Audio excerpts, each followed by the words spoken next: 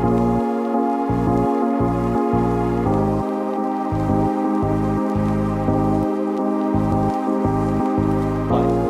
is just always mysterious and surprising. You never know what's around the next corner. You never know what's around the next corner. So.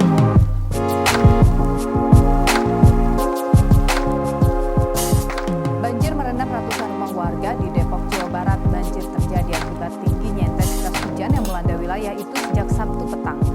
Saudara, perumahan di wilayah Sawangan, Depok terendam banjir hingga ketinggian 2 meter. Banjir terjadi akibat meluapnya Kali Angke. Banjir juga merendam pemukiman warga di Cimanggis, Depok, Jawa Barat.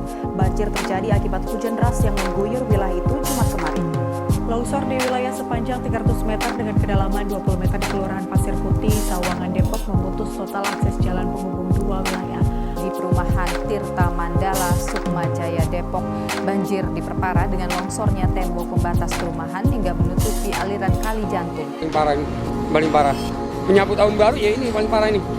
Seumur-umur belum pernah, paling juga cuma batas trotoar ketutup, ini enggak. Sampai turapnya aja keliwat air.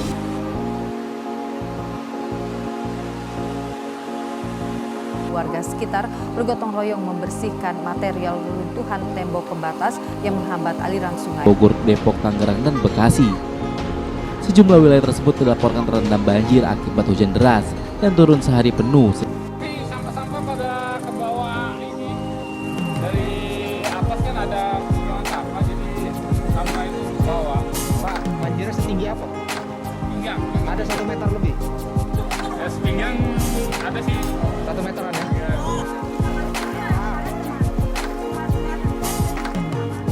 Wali Kota Depok mengatakan banjir disebabkan Kali Angke meluap dan menjebol tanggul yang membatasi permukiman. Tirta Mandala diakui menjadi lokasi langganan banjir di wilayah Depok. Terima kasih, selamat datang semuanya di acara webinar bertema edukasi bencana banjir dan longsor untuk murid-murid SD. Pesertanya ini dari kelas 1 sampai kelas 6 SD di sekitar Kota Depok. Program ini merupakan pengabdian dan pemberdayaan masyarakat tahun 2020 yang diselenggarakan oleh Sekolah Ilmu Lingkungan Universitas Indonesia. Untuk menghemat waktu, kita masuk ke materi pertama, yaitu akan diisi oleh Pak Awang dari perwakilan dari Dinas Pendidikan Kota Depok. Sebelumnya aku mau nanya nih, masih pada semangat kan adik-adik? Masih. Semangat dong, semangat. Semangat kakak, aku ini semangat kak. Iya, masih pagi dan ngantuk. Assalamualaikum warahmatullahi wabarakatuh. Selamat pagi dan salam sejahtera untuk kita semua. Apa kabar semuanya? Mudah-mudahan kita senantiasa diberikan kekuatan kesehatan oleh Allah Subhanahu wa taala. Sekarang ini dengan kondisi cuaca yang memasuki musim penghujan. Ini juga menjadi perhatian buat kita semua. Gitu ya, dengan kondisi musim penghujan ini gitu ya. Ada beberapa sekolah kita yang ada di lingkungan Dinas Pendidikan Kota Depok tentunya yang di daerah tertentu gitu ya, karena di daerah dataran rendah ada sekolah kita yang mengalami banjir seperti itu, dan mungkin juga di lingkungan perumahan di sekitar kita. Nah, inilah pentingnya kita mengikuti kegiatan ini. Jadi sekali lagi terima kasih nih kepada kakak-kakak dari UI yang sudah menyelenggarakan kegiatan ini, yang mudah-mudahan sangat bermanfaat. Kenapa? Karena ketika memasuki musim penghujan ini gitu ya, ada hal-hal yang akan terdampak atau berdampak dari musim penghujan ini. Pertama ya tadi banjir, yang kedua juga tanah longsor, dan yang ketiga mungkin dampak dari itu juga timbulnya penyakit akibat banjir ini gitu ya. Saya memberikan judul Ayo Sekolah, Ayo Membaca. Apa hubungannya sama banjir sama longsor? nanti kakak-kakak yang di ini nih yang memandu itu nanti yang akan memberikan hubungannya antara ayo sekolah, ayo membaca dengan apa itu bahaya banjir dan apa itu bahaya dari longsor. Nah, ilmu lingkungan apa? Ilmu lingkungan itu belajarnya banyak nih adik-adik. Ada belajar tentang bumi, sekarang lagi tematik bumiku ya, ada ya tematiknya ya.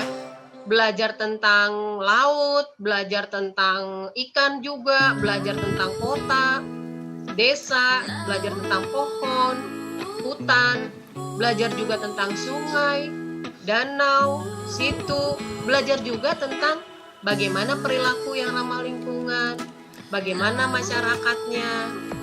Nah, karena juga belajar tentang sungai, nah itu tadi ada juga yang kita harus memahami tentang bagaimana memelihara sungai, danau, situ, dan itu semua terkait dengan bencana banjir. Banjir terjadi karena dua hal, yaitu alam dan manusia.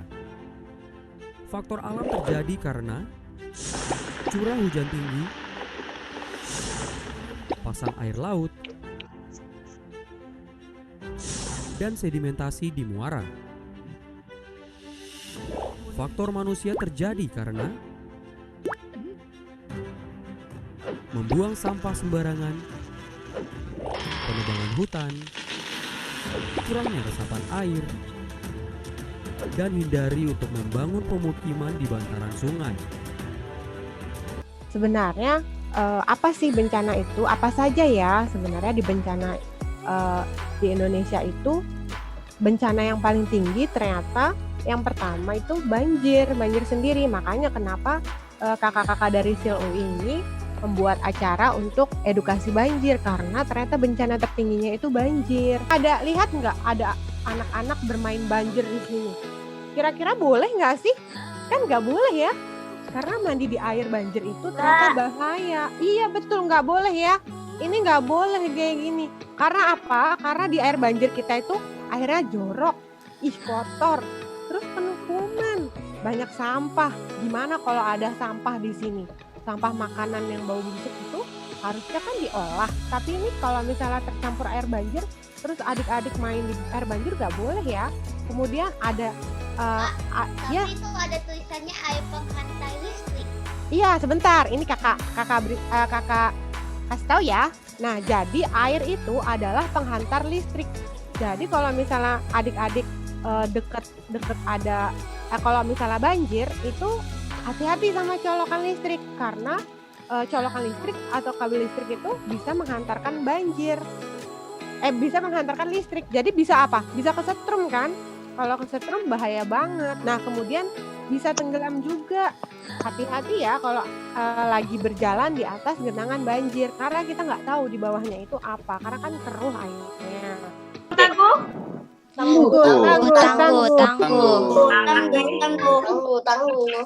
Yang semangat ya. Sekali lagi ya. Salam tangguh. Tangguh. Ada menanam pohon. Nah, itu aktivitas manusia yang menyebabkan bencana.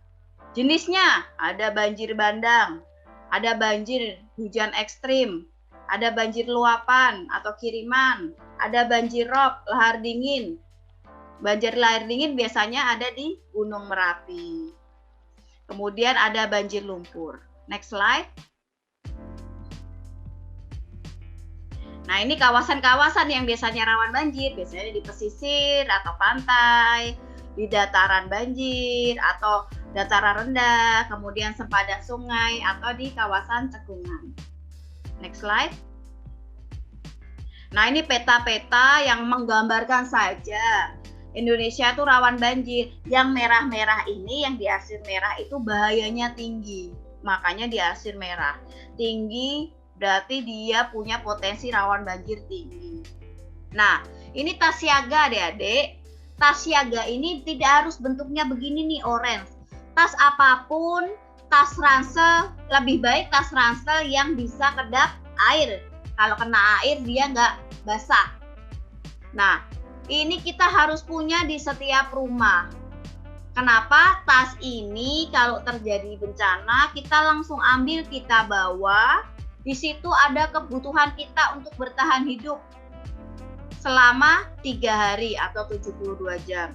Nah, isinya apa aja? Next slide. Next slide, tas siaga isinya apa aja? Nih, biasanya ada air minum, ada obat-obatan, ada senter, ada kue-kue kering atau roti yang awet, ada coklat mungkin, ada masker, ada peluit. Nah, ini yang harus ada di tas siaga bencana, tas siaga bencana keluarga. Tasnya apa? Pakai tas adik-adik yang sudah nggak kepakai. Saya Dr. Hidayani Fazriah. Kalian boleh memanggil saya Dr. Ida saja, lebih gampang. Saya juga warga Depok seperti teman-teman. Kita sama-sama tinggal di Depok ya. Betul, kalau banjir itu memang bisa mengalami mudah mengalami infeksi ya. Apa itu infeksi? Infeksi itu adalah saat tubuh kita kemasukan kuman ya. Selain numpang makan, dia juga numpang berkembang biak teman-teman. Jadi kalau ada virus masuk, misalnya jumlahnya 10 misalnya, terus dia akan berkembang biak atau memperbanyak diri, jadi bisa jadi 100, bisa jadi 1000, bisa jadi 110.000 dan seterusnya ya. Jadi dia akan bertambah banyak. Tapi kalau tubuh kalian kuat, si virus atau kuman tadi tidak akan bisa berkembang biak. Kalau hewan peliharaan kita harus kita kasih makan agar mereka bisa tetap hidup. Tapi kalau kuman jangan dikasih makan ya. Jangan kasih makan kuman. Nah, ada yang tahu makanan kuman apa ya? Ada yang tahu? Tadi kayaknya ada yang nulis tuh. Saya tahu. Apa? Es krim, daging. Oh, es krim. Es krim ya? Memakan tubuh. Oh. Gula lagi. Iya. Ada es krim. Nah, ini semuanya makanan kesenangan kalian bukan ya? Ada es krim, ada donat, ada cupcake, ada apa lagi nih? Permen, lollipop, dan sebagainya. Semua itu mengandung banyak karbohidrat dan gula. Jadi ternyata nih karbohidrat itu apa sih? Makanya kuman bikin gigi bolong ya, Bu? Kuman bisa bikin gigi bolong juga. Kalau kalian sedang makan yang mengandung karbohidrat. Iya, karbohidrat itu adalah bahan makanan yang kalau dia gimana ngomong enaknya ya, bahan makanan yang akan dirubah menjadi gula di dalam tubuh kita, kayak nasi, tepung terigu, gula pasir, gula merah, apalagi ya, umbi-umbian, banyak ya, banyak sekali bahan makanan. Perkenalkan, aku Cindy, aku dari mahasiswa Sekolah Ilmu Lingkungan, teman-temannya Kak Firly, teman-temannya Kak Betsy, teman-temannya Kak Ayu. Nah, untuk sekarang aku minta waktu kalian sebentar ingin menjelaskan tentang pengelolaan sampah. Ada gambar TPA Sampah Cipayung Depok dengan foto udara. Nah, di foto udara ini kalian bisa lihat TPA Sampah Cipayung itu yang warnanya putih, yang luas seperti lapangan. Nah, di sebelahnya itu kalian bisa lihat ada tanda panah berwarna biru, itu adalah Sungai Pesanggerahan. Jadi ada sungai, di sebelahnya ada tumpukan sampah yang sangat besar, yang menggunung. Jadi ketika hujan deras, sampah yang ada di lapangan, di daerah TPA Cipayung itu bisa longsor, memisahkan sampah berdasarkan jenisnya. Jadi di sini aku kasih contoh, ada foto tempat sampah organik dan non-organik. Yang sebelah kiri berwarna hijau itu tuh sampah organik. Sampah organik itu tuh seperti sampah tadi kulit buah, terus kalian habis makan pisang ada di kulitnya, terus daun, terus batang. Nah, batang-batang tanaman itu masuknya ke organik. Jadi kalian jangan mencampurkan dengan sampah yang non-organik. Nah, kalau sampah non-organik itu adalah sampah-sampah seperti jenisnya plastik. Terus misalkan kalian habis minum susu bir brand, susu beruang, ada kalengnya. Nah, itu masuknya ke sampah non-organik. Next. 3R itu terdiri dari reduce, reuse, dan recycle. R pertama itu adalah reduce, yaitu kurangi. R yang kedua itu adalah reuse, gunakan kembali. Dan R yang ketiga itu adalah recycle atau daur ulang. Jadi mungkin kalian pernah ya di sekolah diminta untuk melakukan prakarya. Jadi dari sampah-sampah bekas terus dibuat menjadi tempat pensil ataupun vas bunga. Nah, nanti ini sampahnya didaur ulang dan bisa digunakan kembali oleh kalian sendiri. Nah, di sini nomor 4 itu juga bisa dijual ke bank sampah. Jadi contohnya nih Kak Betsy, katanya Kak Betsy cerita sama aku, dia sering mengumpulkan sampah sisa kertas, kardus, plastik ya Kak Betsy ya.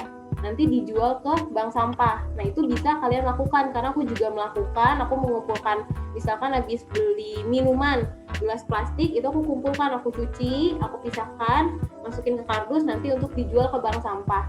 Itu lumayan, nanti kalian bisa menambah uang jajan sendiri. Oke, selamat pagi adik-adik semua. Sekarang Kak Ayu akan ngumumin pemenang lomba gambarnya nih. Ayo, pada penasaran nggak siapa pemenangnya? Penasaran. Oke. Saya yakin aku menang, aku pasti kalah. Dan juga sudah tahu. Sebelumnya kakak-kakak panitia mau berterima kasih nih buat adik-adik sekalian yang udah berpartisipasi dalam webinar dan lomba gambar ini. Semua karya kalian tuh bagus-bagus banget loh, sampai kakak-kakak tim juri pada kebingungan nih mau pilih pemenangnya siapa. Nah, oke, kakak akan umumin pemenangnya ya. Untuk juara ketiga jatuh kepada Akhtar Diaur Rahman dari SDN Tugu 10 Cimanggis Depok. Selamat Akhtar. Selamat. Akhtarnya ada nggak?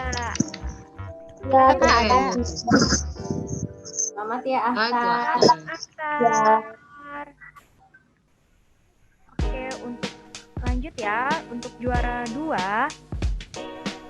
jatuh kepada Alif Nasri dari SDIT Bina Insan Kamil Depok. Selamat Alif. Selamat Alif. Selamat Alif. Adik Alifnya tadi pagi ada. Tadi pagi ada. Hai Alif, selamat ya. Hai Alif, selamat. Ada tuh kayaknya masih itu ada A titik Nasri. Oh iya, Selamat Alif. SDIT BIK Depok. Betul. Nah, itu ada Alif. Selamat Alif. Ya, terima kasih. Oke, lanjut ya. Untuk juara pertama yang ditunggu-tunggu nih dengan skor sebesar 93 jatuh pada Faiza Askia Ashabi dari SDIT Depok. Wow. Selamat. Hadir kah Faizanya sekarang? Hadir ada. Itu hadir. Hai Faiza. Selamat Faiza. Selamat ya. Belum muncul. Makasih ya Faiza penjelasannya. Oke teman-teman, karena Sama-sama.